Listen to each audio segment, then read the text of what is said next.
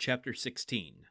A Learned Italian. Seizing in his arms the friend so long and ardently desired, Dante almost carried him towards the window, in order to attain a better view of his features by the aid of the imperfect light that struggled through the grating. He was a man of small stature, with hair blanched rather by suffering and sorrow than by age. He had a deep-set, penetrating eye, almost buried beneath the thick gray eyebrow, and a long and still black beard reaching down to his breast. His thin face, deeply furrowed by care, and the bold outline of his strongly marked features, betokened a man more accustomed to exercise his mental faculties than his physical strength. Large drops of perspiration now standing on his brow, while the garments that hung about him were so ragged that one could only guess at the pattern upon which they had originally been fashioned. The stranger might have numbered 60 or 65 years, but a certain briskness and appearance of vigor in his movements made it probable that he was aged more from captivity than the course of time.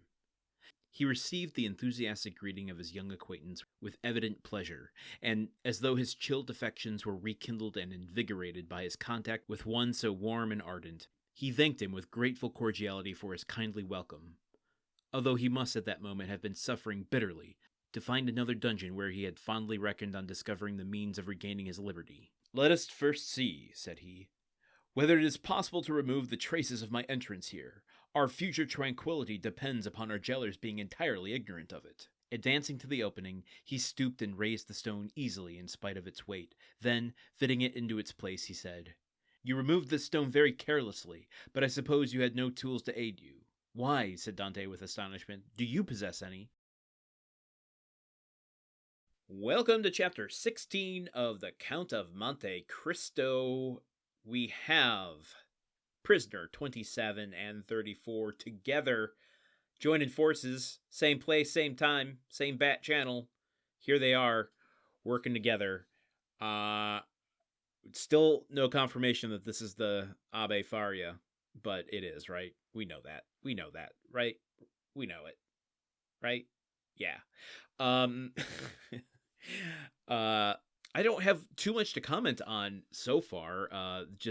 I guess we're mostly given the appearance of this man, if we aren't going to just assume he's the Abe.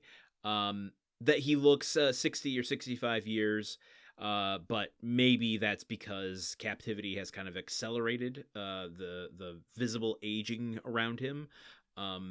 Because it contrasts a little bit with his vigor and flexibility and enthusiasm and agility to move around. Even still, Dumas says here, when talking about his face, that he had the bold outline of a strongly marked features, betokened a man more accustomed to exercise his mental faculties than his physical strength. I don't know why I go into that voice when I quote the story. Anyway, there's a little discrepancy there for me. Like, if this dude was tunneling all this way through rock and mortar and stone and brick and slime and gunk and sand and pebbles and everything, if he's doing that for the amount of time it must have taken him,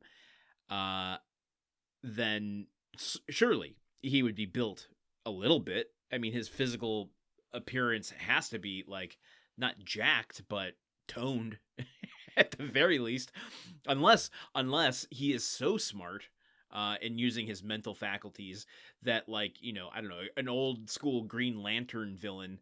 I'm trying to remember the name of the Silver Age villain that was paralyzed due to gaining immortality and couldn't move, but had such immense mind powers that he could melt steel bars with his brain. Anyway, maybe his mental faculties are so well developed that he has discovered a way of removing the stone and earth with the most minimal amount of physical exertion possible.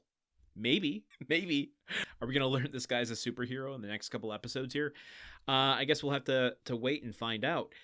Speaking of waiting and finding out, I know you're all dying to hear the conclusion of the 23-volume set of the Alexander Dumas novels, illustrated by Collier and Son in 1910 in very good condition. We're going to do a little Foley work here, okay? Listen to this. What could that be? Is this what ASMR is? I have a hard time wrapping my head around that concept. But I'll do a little more, and you guess what's going on here.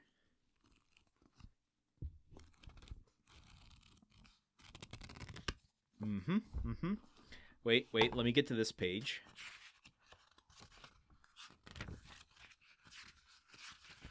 Okay, here we go. You want to hear that again? One more time? Okay. Can you guess what all of this is? Yes, that's right. That's right, folks. My compulsions got the better of me.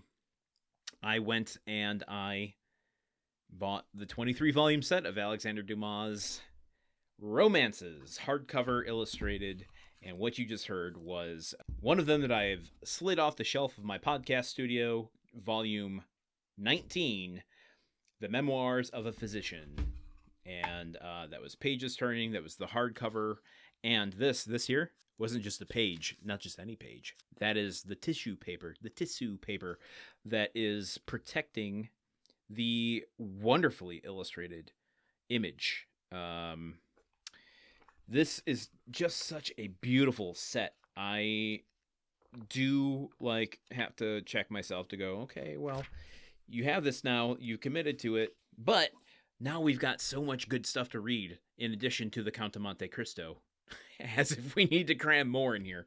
I love these. They smell so good. They smell musty and old. They're in a wonderful condition. I love how they feel in my hand. Normally, I don't like hardcover books, but these are slightly older and they just fit so snugly in the palm of your hand. The binding of the book does. And the lettering, I can't even begin to tell you. So many modern books use modern fonts, but this is just there's a texture to the page, and you could see if you really, really look closely, it almost seems like you can see the indentations where the printing machine pressed the ink into the page. I feel like so many books that I've gotten recently, even the Count of Monte Cristo book that I've been reading from Penguin, feels like you can almost just see the lazily printed, laser printer. I know not what it is, but you know what I mean. That it's not the craft of bookmaking is no longer mass manufactured. You have to do the new way with computers and printers if you're going to do it. That's why it makes something like this so beautiful to hold. You know what? And I just flipped to the last page where it says The End. I'm going to end this one right here. Thank you all so much for tuning in. I'm excited to see where chapter 16 takes us. It's about as long as the last chapter. We got some exciting stuff ahead. I will see you all here tomorrow for more of The Count of Monte Cristo. Okay, goodbye. The Countdown of Monte Cristo is part of the Gruntwork Podcast Network. This show is produced, edited, and hosted by Landon Solano. The original text of The Count of Monte Cristo by Alexander Dumas. Theme song by Magic Solo. If you want to support the show and others like it, visit patreon.com/gruntworkpod. Thank you for listening. See you tomorrow.